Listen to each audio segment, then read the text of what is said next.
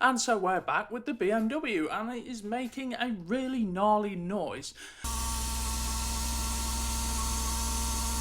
which I suspect is the alternator. To be fair, the charging voltage has been all over the place, and especially in wet weather driving, I thought it was the belt slipping, but actually I think what's happening is the alternator is seizing up, and it kind of looks like the windings have actually swelled inside when you look at the thermal, as you're about to see.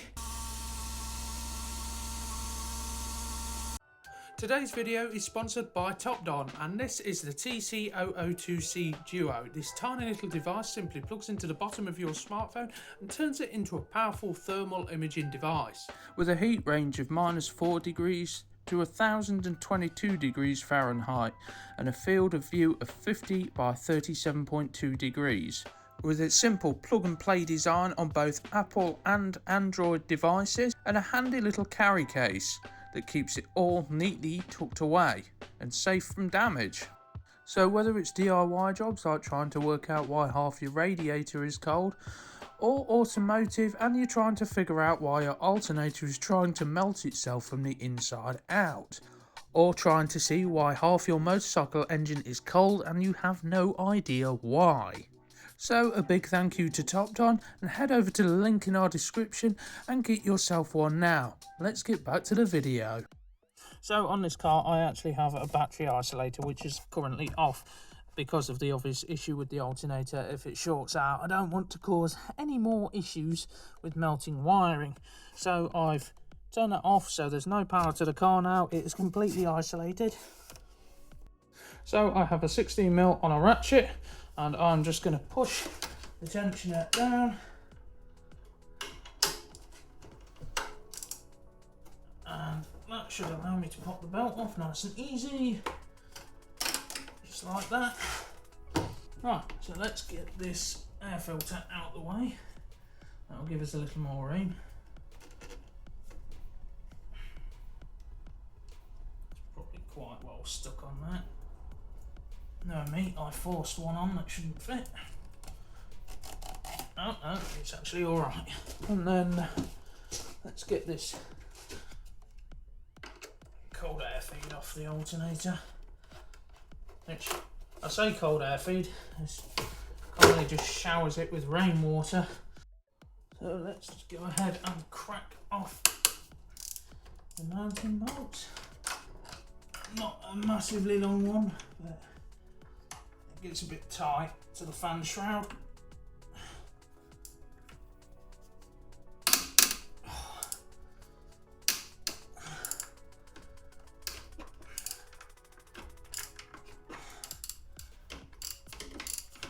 Right, so now they're cracked off, I just need to get down the back here and get that 13mm nut off the power wire there.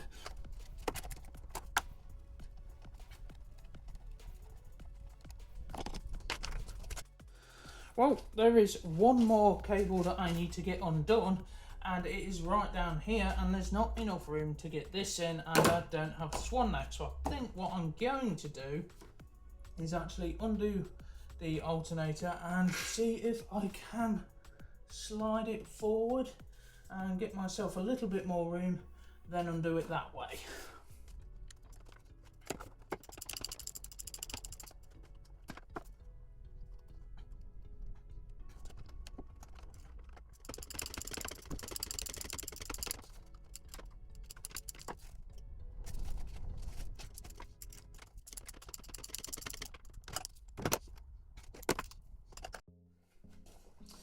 Right, so let's just pull this out of here now. I've got the wires undone. That was a bit of a chore. There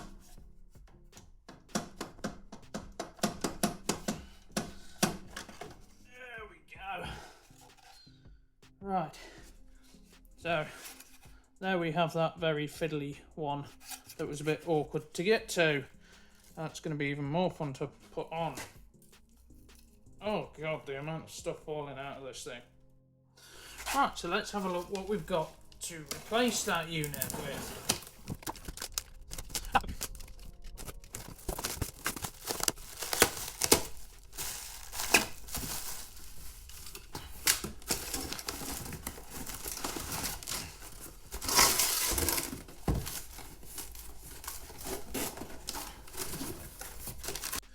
I'd just like to give a big shout out to the Starter Motor Alternator Company Limited on eBay for getting this out to me so quick. I ordered it late on Friday and it got to me today, which is Monday. A lot of couriers don't do Saturday deliveries unless they incur extra cost. But to be honest, they were so helpful and made sure to get this to me as soon as possible. They were really polite. Can't recommend them enough. I paid full price for this, but I just really appreciate good service, especially on eBay. Right, so hopefully, if I can, I'm going to connect these wires first, because that will make my life a whole lot easier, as doing it the other way was quite difficult and not fun at all. There should just be enough room and enough play in the wire to be able to do it this way. Touch wood. Right, now that's attached that way. You should be able to drop that into place. Hopefully everything will line up, at least ish. I think what's probably going to be easier is put this top bolt through first. Right, so that's everything tightened up. Time to just get this put back together like this, and then we'll fire the car up and check that everything actually works as it should, because there's always a chance. Right, so let's see if this fires up and runs and charges as it should.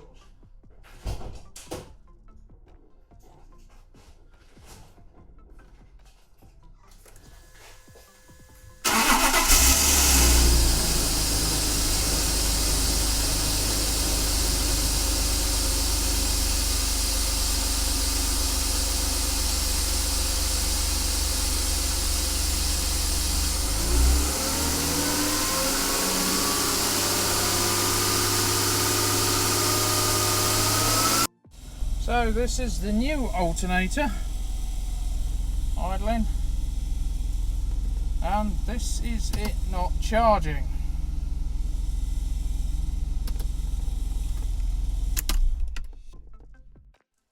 So we've pulled the alternator out again, and we've got the old one there and the new one there. So we're just measuring this clevis mount here.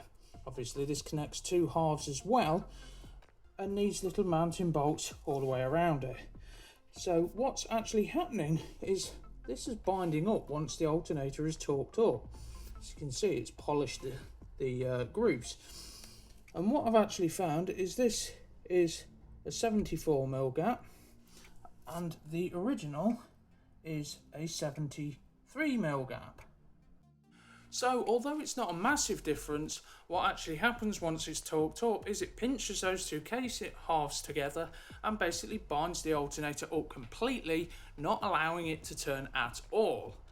Right, so after that setback we have another alternator.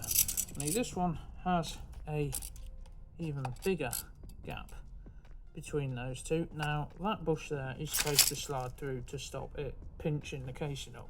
Now the problem on the other alternator is this was seized, so I've had to get creative and put a couple of washers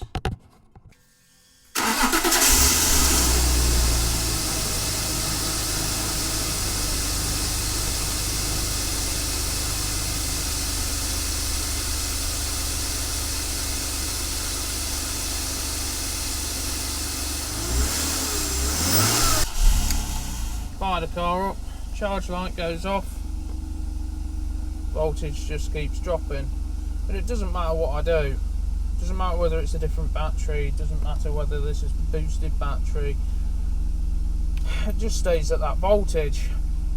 Nothing is ever simple. You can see it's charging to some degree because it picks the voltage up, but I'm guessing if I put the lights on,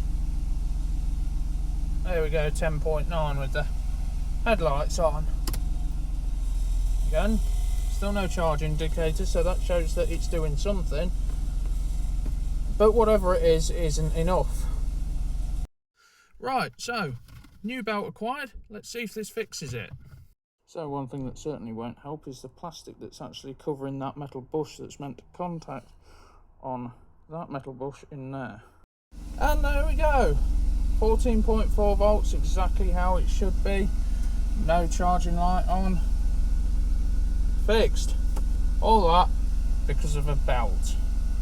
So that was a little more of an ordeal than I would have liked, but we got there in the end. Sometimes that's just part of being a mechanic. You have to fault find random issues that you really wouldn't expect. That said, diagnosing the issue would have been a lot harder if it wasn't for this handy little device, the TOPDON TC002C Duo. This handy little device plugs into the bottom of your smartphone and turns it into a powerful thermal imaging device. And honestly, if it wasn't for this, I would not have seen that belt slipping. It was not making any noise, it was not smoking, it didn't smell, it didn't appear to be slipping in any way. But this little device showed that it was. So that said, go check out the link in the description, go use my discount code and get one for yourself, because honestly you will use this little thing far more than you could imagine. I have already on many different jobs, including in my day-to-day job working on motorcycles. Now, thanks for watching. Don't forget, like and subscribe, check out our other content, and also remember, if you wish to support the channel in any way, we also have a Patreon. If you head over there and you can afford to support us, we greatly appreciate it. We're trying to grow as best we can and help more people. Thanks for watching. We'll see you in the next one.